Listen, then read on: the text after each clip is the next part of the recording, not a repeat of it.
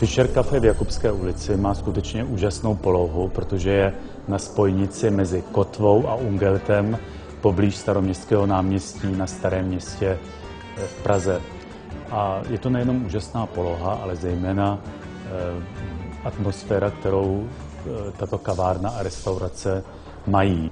Já sem chodím moc rád, jsem rád, že tato restaurace a kavárna nese moje jméno a zvu samozřejmě i vás všechny. Výborně se tady jí a chodí sem velmi příjemní a zajímaví lidé. Je zde krásný sklep ze 13. století, který přímo hraničí s chodbami ze sousedního jakubského kláštera.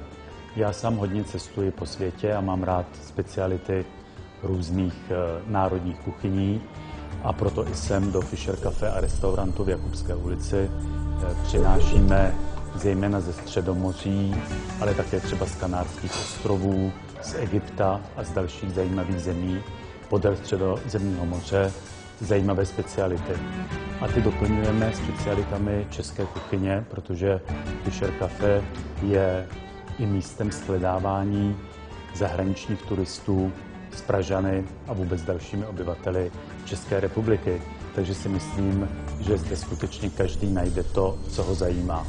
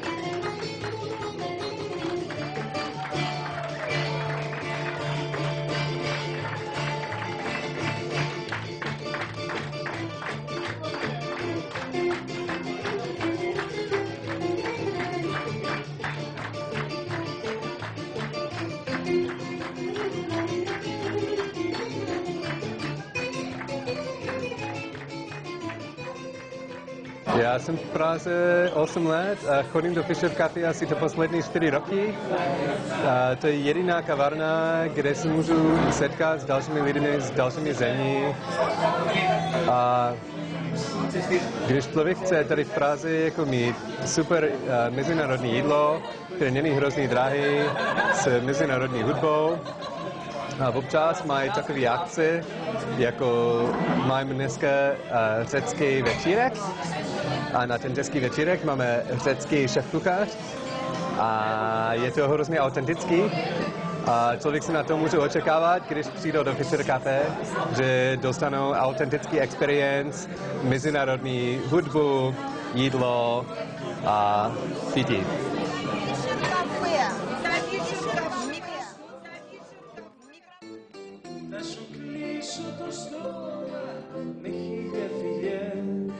Έσπανε στη ζωή τα παλιά. Θα σου κλείσω το στόμα με χίλια φιλιά και έσπανε στην ευχή τα παλιά. Και έσπανε στην ευχή τα παλιά.